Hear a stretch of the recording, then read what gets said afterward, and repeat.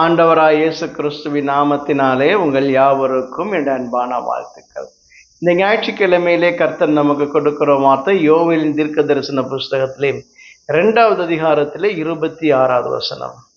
நீங்கள் சம்பூர்ணமாய் சாப்பிட்டு திருப்தி அடைந்து உங்களை அதிசயமாய் நடத்தி வந்து உங்கள் தேவனாகிய கர்த்தருடைய நாமத்தை துதிப்பீர்கள். என் ஜனங்கள் ஒருபோதும் வெட்கப்பட்டு போவதில்லை. ஆண்டவருக்கு மகிமை உண்டாவதாக. பாருங்க, கர்த்தர் இன்றைக்கு நமக்கு ஒரு வார்த்தை கொடுக்கிறார். நீங்கள் சம்பூர்ணமாய் சாப்பிடுவீர்கள் என்று சொல்லி ஆண்டவருக்கு மகிமை உண்டாவதாக. யூ வில் ஈட் இன் பிளன்டி என்று சொல்லி எழுதப்பட்டிருக்கிறது. ஆம், எனக்கு அன்பான தேவ ஜனங்களே, நீங்கள் அற்பமானவைகளையோ சொற்பமானவைகளையோ மீதியானவைகளையோ சாப்பிடாமல் நிறைவாய் சாப்பிடும்படியாய், சந்தோஷத்தோடு சாப்பிடும்படியாய் கர்த்தர் உங்கள் வாழ்விலே ஆசீர்வாதங்களை தருகிறார். சில சமயத்தில் பார்த்தீங்கன்னா நம்முடைய வாழ்க்கையிலே நல்ல உணவு கிடைக்காமல் சில பேர் வருத்தத்தில் இருப்பார்கள், கஷ்டத்தில் இருப்பார்கள். கடந்த வாரத்தில் பார்த்தீங்கன்னா ஒரு மனிதனோடு கூட பேசி கொண்டிருந்தேன். அவர் தன்னுடைய இள வயது நாட்களை குறித்து பேசினார். அவர் சொல்லும்போது இப்படி சொன்னார், நான் சிறு பிள்ளையாக இருக்கிற பொழுது எங்கள் வீட்டிலே சாப்பிடுவதற்கு உணவு அதிகமாக இருக்காது. வீட்டிலே பார்த்தீங்கன்னா அந்த கிழங்கு வகைகளைத்தான் சாப்பிடுவோம் என்று சொன்னார். அன்றைக்கு பார்த்தீங்கன்னா எங்கள் வீட்டுக்கு பக்கத்தில் அத்தை வீடு இருக்கிறது. அவர் நல்ல சம்பளம் வாங்குகிறவர்கள். அவருடைய வீட்டுக்கு போய் நான் பாருங்க, வீட்டுக்கு போனால் எனக்கு 2 தோசை தருவார்கள் என்று சொன்னார்.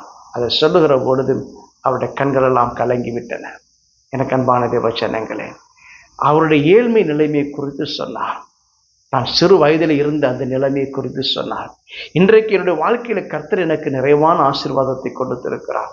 இன்றைக்கு என்னால் எல்லா விதமான சாப்பாட்டையும் சாப்பிடுவதற்கு கர்த்தர் கிருபை செய்திருக்கிறார் அப்படின்னு சொல்லி, ஆனால் என்னால் தான் சாப்பிட முடியலன்னு சொல்லி சொன்னார். எனக்கு அன்பான தேவ ஜனங்களே, திருப்தியாய் சாப்பிடுதல், சம்பூர்ணமாய் சாப்பிடுதல் ஆண்டவர் கொடுக்கக்கூடிய ஒரு மிகப்பெரிய கிருபை, ஒரு மிகப்பெரிய ஈவு என்று கூட சொல்லலாம். இஸ்ரவேல் ஜனங்கள் வனாந்தரத்தில் நடந்து போனார்கள். நடந்ததெனவோ வனாந்தரம்தான். ஆனால் கர்த்தர் அவர்களுக்கு உணவு கொடுக்க மறந்து போகவில்லை. தூதர்கள் 40 மனுஷன் சாப்பிட்டான் என்று எழுதப்பட்டிருக்கிறது.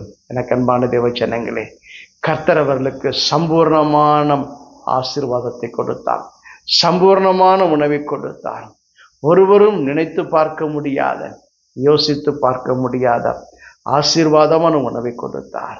இன்றைக்கும் கூட கர்த்தர் உங்கள் தேவைகளை சந்திக்கிற தேவன், நிறைவாய் சந்திக்கிறவர், சம்பூர்ணமாய் சந்திக்கிறவர். சம்பூர்ணமான நன்மைகளை உங்கள் வாழ்விலே கர்த்தர் அருளை செய்வார். அதனாலே நீங்கள் திருப்தி அடைவீர்கள். திருமண வீட்டுக்கு போனால் ஆரம்பத்தில் எல்லா உணவுகளும் கிடைக்கும்.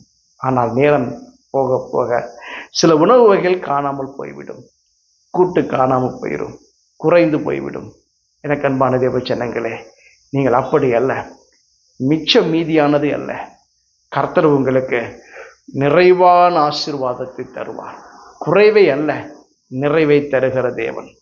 அந்த இடத்துல வாசிக்கிற பொழுது பார்த்தீங்கன்னா, யோவேலின் புஸ்தகத்தில் வாசிக்கிற பொழுது கர்த்தர் சில வெட்டுக்கிளிகளை அனுப்பினார்.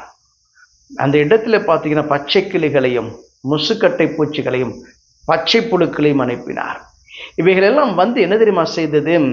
தேசத்தில் இருக்கக்கூடிய எல்லா விளைச்சலையும் அழித்து போட்டது, கெடுத்து போட்டது, எல்லாவற்றையும் சாப்பிட்டு போனது.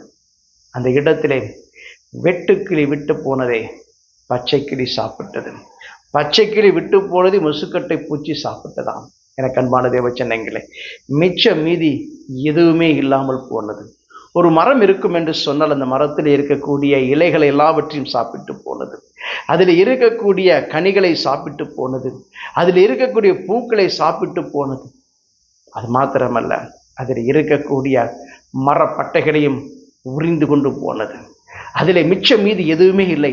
ஒரு மரமானது மொட்டையான மரமாக எந்த விதமான ஆசீர்வாதம் இல்லாமல் வெறுமையாய் காணப்பட்டது. ஆனால் கர்த்தர் அந்த நிலைமையை மாற்றுகிறார். எப்படி மாற்றினார் தெரியுமா? வேதம் சொல்லுகிறது, உங்கள் வாழ்க்கையில் பட்சித்த வருஷங்கள் விளைவை உங்களுக்கு நான் திரும்ப அளிப்பேன் என்று கர்த்தர் சொன்னார். ஆண்டவருக்கு மகிமை உண்டாவதாக. எந்த பச்சை கிளிகளும் வெட்டுக்கிளிகளும் முசுக்கட்டை பூச்சிகளும் பச்சை புழுக்களும் தின்று அழித்து போனதோ அந்த வருஷங்கள் விளைவை கர்த்தர் உங்களுக்கு திரும்ப தருவார். உங்க வாழ்வினுடைய இழந்து போன ஆசீர்வாதங்களை கர்த்தர் திரும்பி தருவார். எனக்கு அன்பான தேவச்சனங்களே, உங்க வாழ்க்கையிலே ஏதோ ஒரு நன்மை குறைவுபட்டு இருக்கலாம். என் வாழ்க்கையில நான் குறைவுபட்டு இருக்கிறேன் என்று சொல்லலாம். ஆனால் கர்த்தர் இன்றைக்கு அதை முழுமையாய் மாற்றப் போகிறார். அந்த நிலைமையை மாற்றப் போகிறார். என் ஜனங்கள் ஒருபோதும் வெட்கப்பட்டு போவதில்லை என்று சொல்லுகிறார். ஆம், எனக்கு அன்பான தேவ ஜனங்களே, உங்க வாழ்விலே இனிமேல் நீங்கள் நிந்தையை அனுபவிக்க போவதில்லை, வெட்கத்தை அனுபவிக்க போவதில்லை. ஆண்டவர் சொன்னார், நீங்கள் பஞ்சத்தினால் உண்டாகும் நிந்தையை நீங்கள் அடையாதபடிக்கு விருட்சத்தின் கனிகளையும் வயலின் பலன்களையும் பெருக பண்ணுவேன் என்று கர்த்தர் சொல்கிறார். ஆண்டவருக்கு மகிமை உண்டாவதாக. இன்றைக்கு உங்க வாழ்வில் இருக்கக்கூடிய அந்த பஞ்ச காலத்தை கர்த்தர் முடிவுக்கு கொண்டு வருவார். ஆண்டவருக்கு மகிமை உண்டாவதாக. பஞ்ச காலத்தை கர்த்தர் மாற்றப் போகிறார். ஒருவேளை இதுவரைக்கும் இருந்த அந்த நிலைமையை கர்த்தர் மாற்றுவார். சம்பூர்ணமான ஆசீர்வாதத்தை தருவார். சம்பூர்ணமான நன்மையை தருவார். நீங்கள் திருப்தியாய் சாப்பிடும்படியான கிருபைகளை தருவார். கர்த்தர் உங்க வாழ்வில் அற்புதங்களை செய்வார். உங்களை அதிசயமாய் நடத்துவார். அதான் வேதம் சொல்லுகிறது, உங்களை அதிசயமாய் நடத்தி வந்த உங்கள் தேவனாகிய கர்த்தரின் நாமத்தை துதிப்பீர் என்று எழுதப்பட்டிருக்கிறது.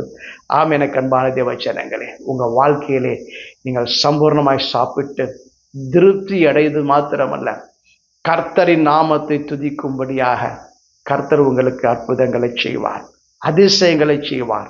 உங்கள் இருதயம் கலிகூர்ந்து மகிழும்படியாய் இழந்து போன வருஷங்களின் விளைவை திரும்ப தருவார். தேவன் தாமே உங்களை ஆசீர்வதிப்பாராக. நாம் ஜெபம் செய்வோம். எங்களை அதிகமாய் நேசிக்க நல்ல ஆண்டவரே, இன்றைக்கும் தேவ சமூகத்தில் வந்திருக்கிற உங்களுடைய பிள்ளைகளுக்கு ஆண்டவரே சம்பூர்ணமான ஆசீர்வாதத்தை தரும்படி நான் ஜெபிக்கிறேன். இழந்து போன வருஷங்களின் விளைவை கர்த்தர் திரும்பி தரும்படி நான் ஜெபிக்கிறேன்.